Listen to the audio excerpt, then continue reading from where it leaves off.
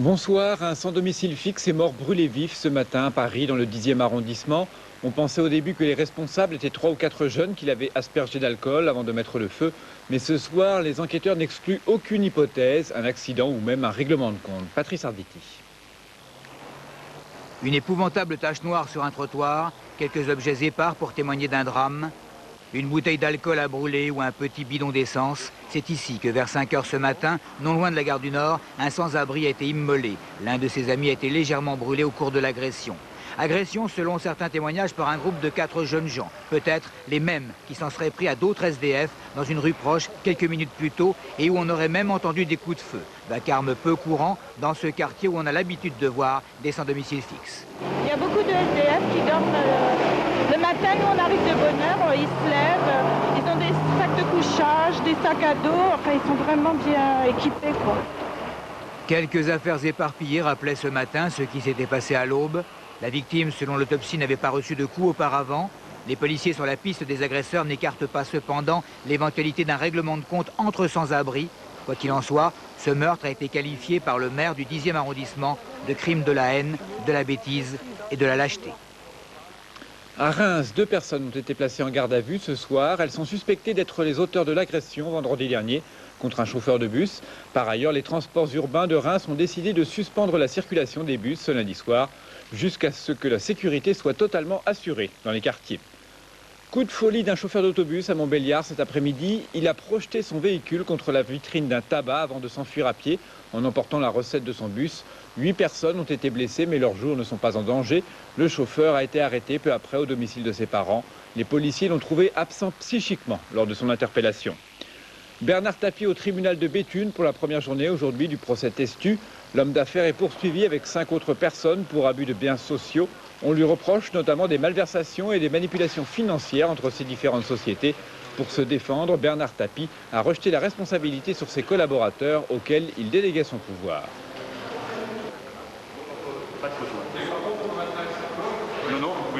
Vous savez, ce qu'il faut bien comprendre avec M. Tapie, c'est que quand Tapie délègue, il délègue totalement. C'est-à-dire que s'il fait confiance, eh bien il transmet.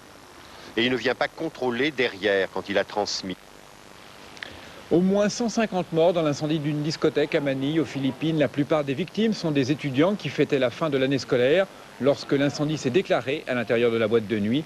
Pour l'instant, le bilan reste encore provisoire. En Algérie, 2 attentats ont fait 6 morts et 26 blessés dans l'explosion de bombes à Tizi Ouzou et dans un village de Kabylie. Attentats imputés aux groupes islamistes extrémistes. Nathalie Yaneta. À 14 h 15, une déflagration résonne dans Tizi Ouzou. Une voiture piégée vient d'exploser devant le commissariat. Ce nouvel attentat, imputé aux intégristes, touche donc le cœur de la Kabylie, un village et un quartier très fréquentés. Le commissariat se situe en effet sur la route principale de Tizi Ouzou. Les blessés sont nombreux et immédiatement transportés à l'hôpital. 2 corps déchiquetés par l'explosion n'ont pas encore été identifiés.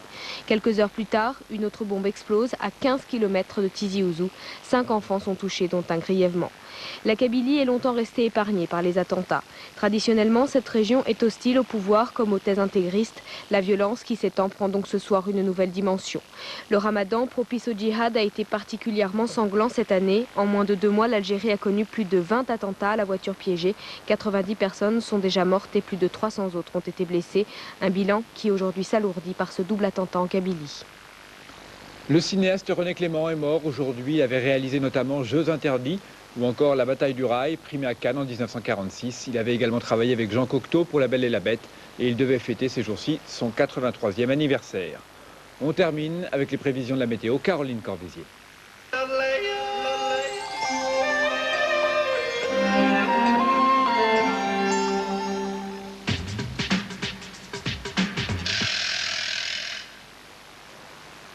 Demain matin, réveil sous la pluie pour la région Rhône-Alpes, sous les nuages pour le quart nord-est de la France et sous des éclaircies plus ou moins timides pour le reste du pays, avec une prime soleil sur la région Poitou-Charentes et l'Aquitaine. L'après-midi, un ciel toujours couvert pour l'Alsace, la Lorraine, la Franche-Comté et la région Rhône-Alpes, plus variable sur le nord, la Picardie et la Provence-Côte d'Azur, et de belles éclaircies pour tous les autres, beaucoup plus belles pour la région Poitou-Charentes et l'Aquitaine. Quant au mercure, il affichera 10 degrés à Lille et Reims, 12 degrés à Paris et 17 degrés à Biarritz.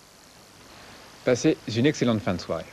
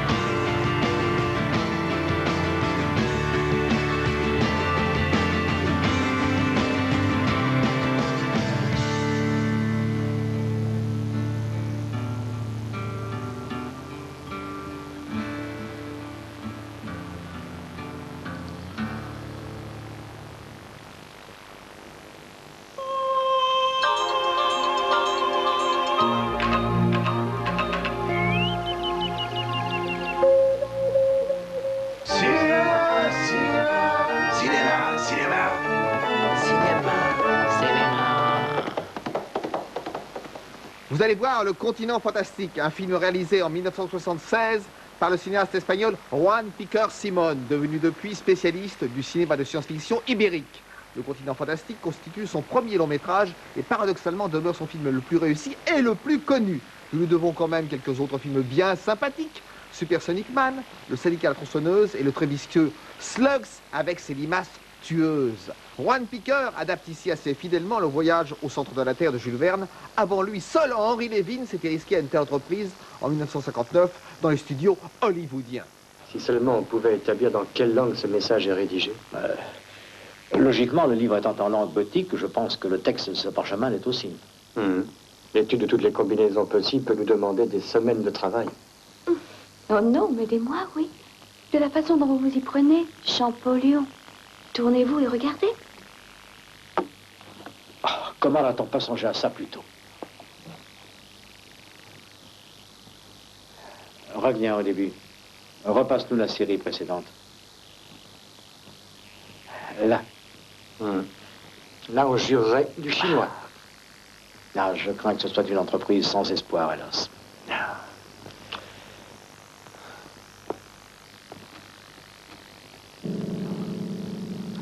Par exemple. Vous allez découvrir un monde étrange, visité par les extraterrestres, peuplé d'animaux préhistoriques, avec en prime un gorille géant, cousin éloigné du célèbre King Kong.